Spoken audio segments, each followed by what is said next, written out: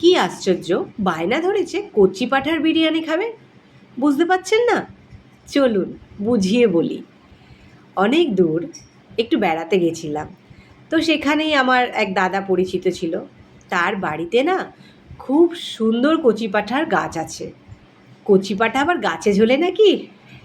আর এটা সেই কচি পাঁঠা নয়, এটা কাঁঠাল, মানে ইঁচড়, ছোটো ভোলায় ইঁচড়, আর বড় হলে তো কাঁঠাল আমরা জানি।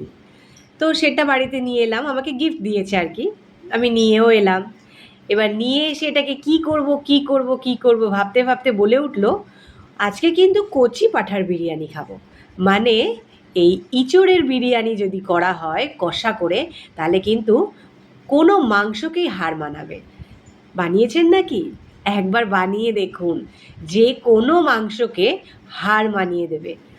আমি তো বানিয়ে ফেললাম, দেরি করলাম না, কেননা সবাই বায়না ধরেছে।